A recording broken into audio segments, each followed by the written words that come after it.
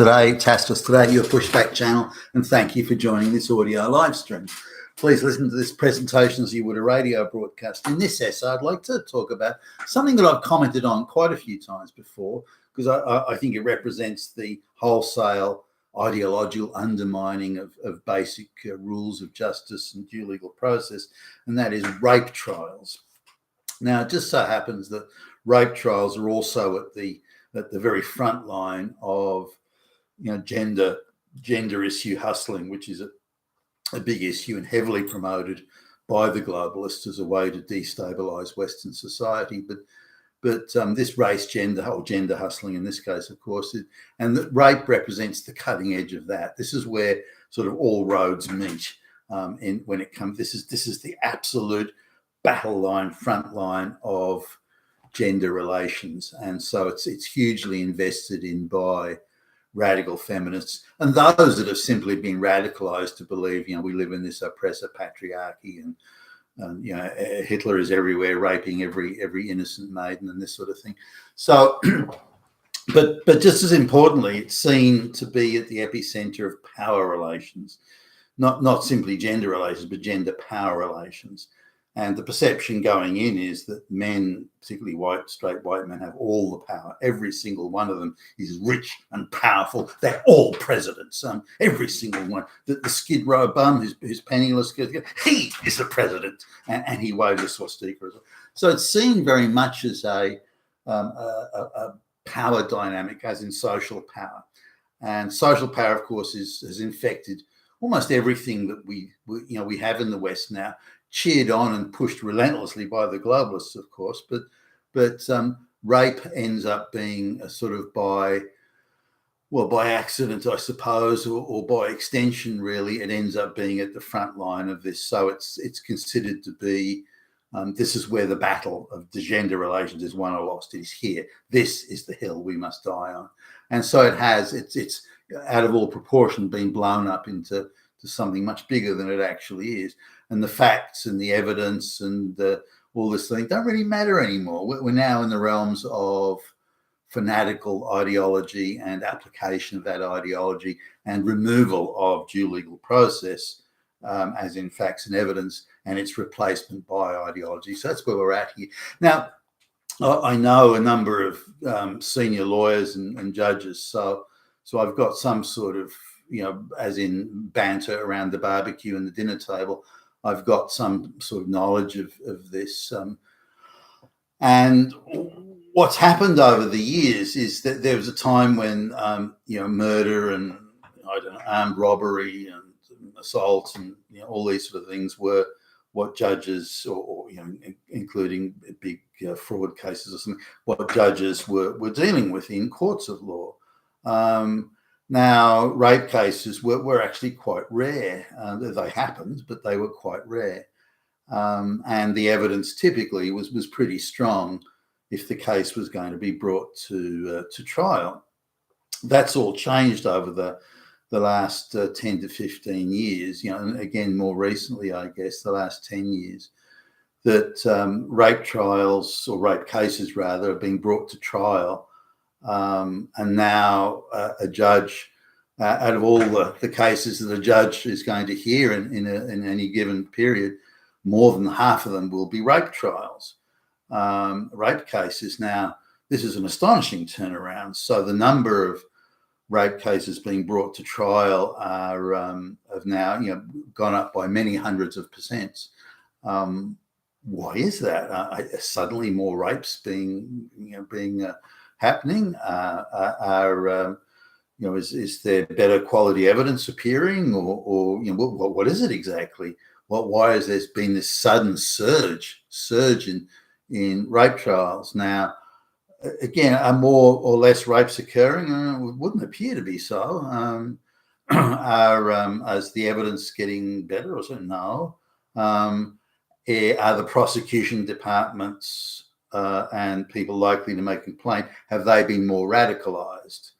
Have women been more radicalized to believe that they have this evil oppressive patriarchy, and by going down to the police station making a complaint that they are leading the resistance, they are fighting the patriarchy, they're fighting Hitler, stunning and brave. Well, did you actually get raped? Who cares? I'm leading resistance. I'm stunning and brave. My meaningless life suddenly has meaning. So now these people can do this, can make complaints without cost. All the legal fees, all the costs are paid for by the state. So they've got no out-of-pocket expenses. All the work is done by the lawyers in the state, so these people don't need to do anything. It's not like they have skin in the game in that sense, where they've got to put a lot of time into it, where they've got to spend a lot of money. They've got to now they're typically, if they claim to be a rape victim and they take time off from their work to go to court, they still get paid for it. There's victim compensation and various schemes that companies operate and so on. You've got to be sympathetic to the victim. But hold on a minute, a court of law has not determined that a rape actually occurred.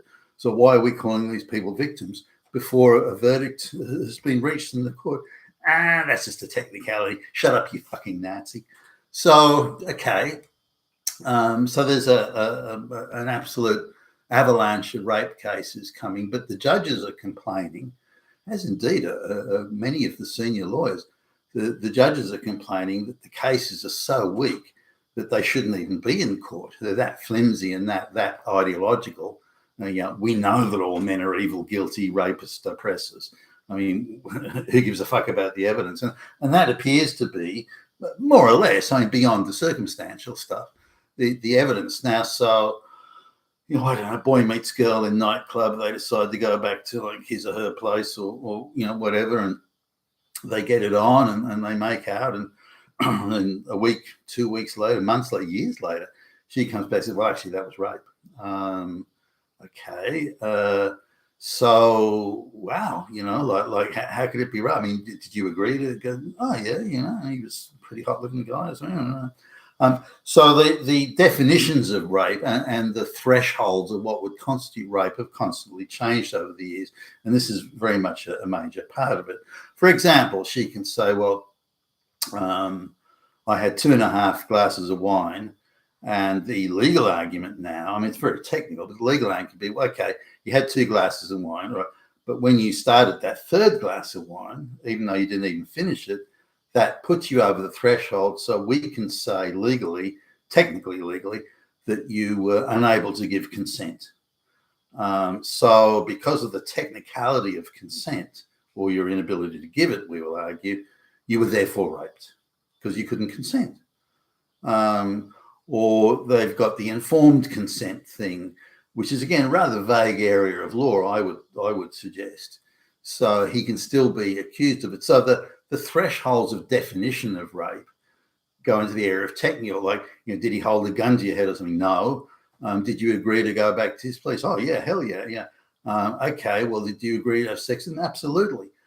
So, where's the rape in all this? Well, I had a glass of wine at his place, so I couldn't give consent. He didn't call me the next day, the motherfucker, so I wanted to get back at him.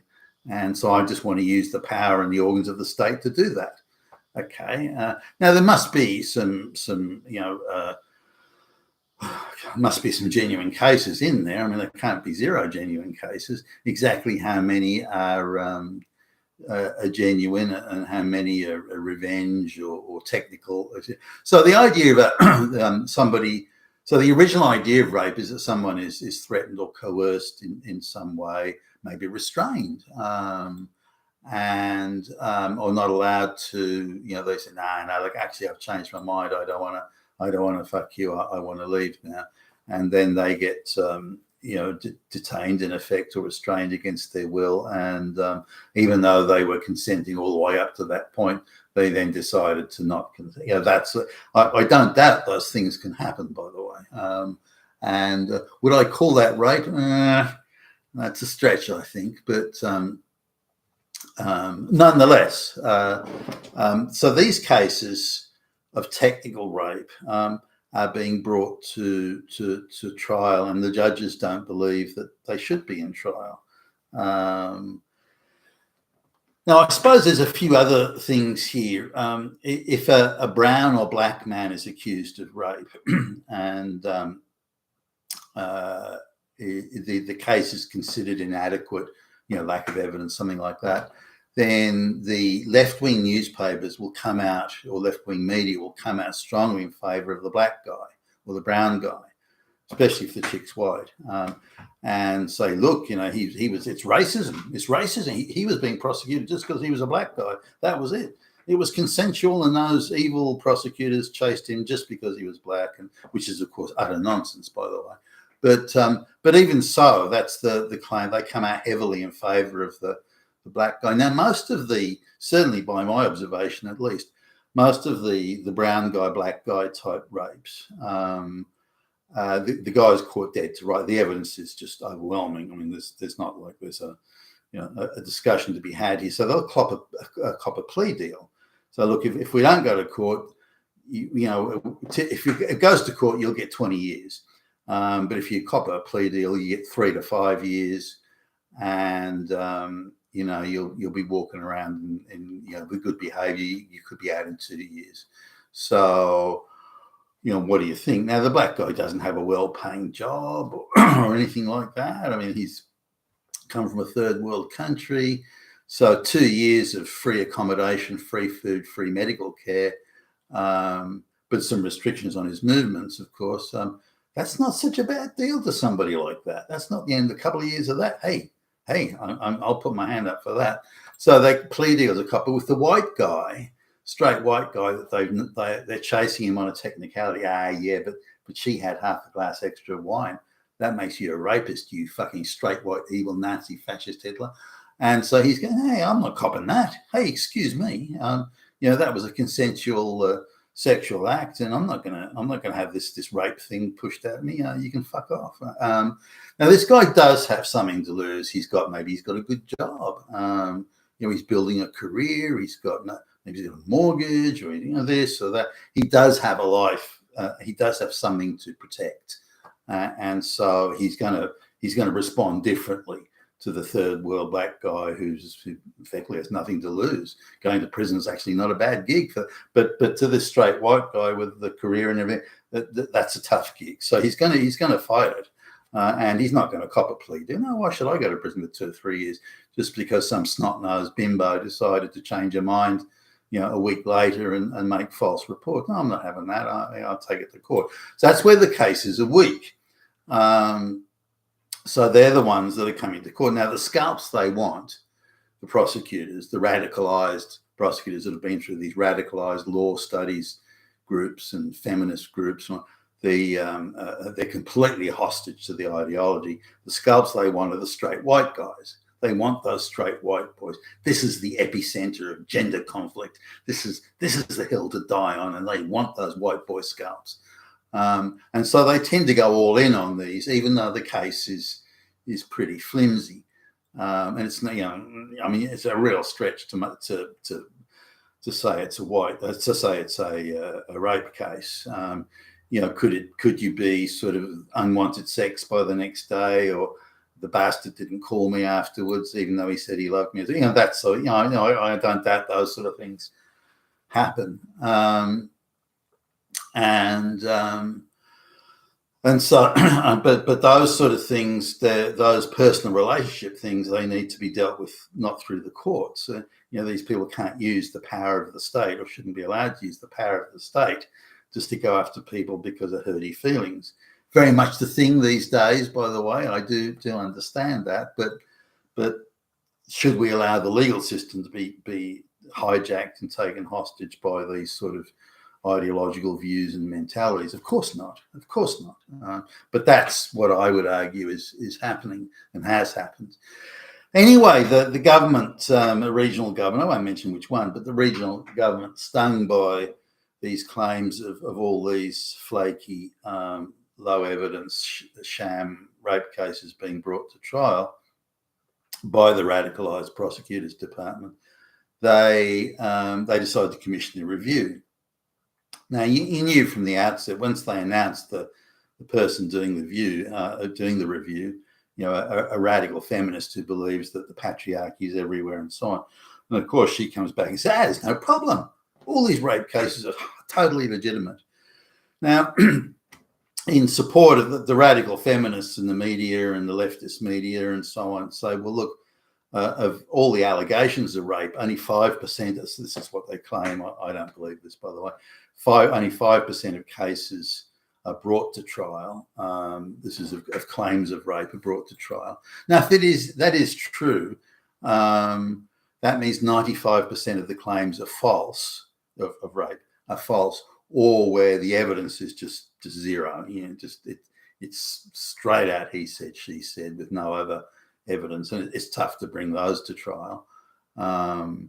You need someone to come along and say, "Oh, well, look, he did wave a swastika," and bingo, got him. Let's take that one to trial. But other than that, so 95% of cases, so they allege, don't go to trial.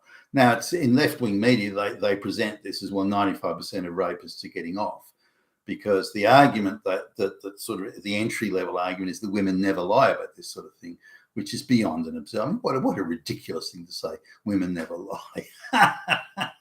What planet do these people come from? So, and then of the 5% of the claimed or rape complaints that are made, 5% actually go to trial, so they claim, and 2 out of 3, not quite that many. Just I think it was 58% of them get convictions. Now, if that is the case, that's even worse, because you're cherry picking your best options of the 5%. So only 5 of every 100 go to trial, and just less than 3 out of 5 end up getting conviction, even though those are your best ones. So, so it's not a very promising. So this would suggest then that something like 2.5% of all rape complaints end up getting a conviction. Now, that doesn't include plea deals that are done in the back room. That's a sort of separate. These are things that go to full trial. So the conviction rate is actually quite low. Now, I've come across some cases of these rape things, and the bar is pretty low. The burden of proof is effectively being reversed to a large extent. So he has to prove that he didn't do it, and this is this provides it. So she can just allege whatever she wants. The evidence doesn't need to be substantial, but he has to prove he didn't do it. Now, if he was, well, you're in the same building at the same time, or your same room at the same time, or this or that, so this is really something where it's a tough gig for the once accused. It's a tough gig for the guy to get off. But that's the situation now, that even though the complaints about flaky rape cases being brought to court, and again, these now the majority of cases, it went from the occasional one here and there to now that's the majority of cases. This alone tells you that it's a front line for gender conflict. Out of all the crimes that take place, these are the ones that the Department of Prosecutions decides to really go after. Doesn't that alone tell you that something is horribly corrupted? You've been with Tacitus today, your Pushback Channel, and thank you for listening.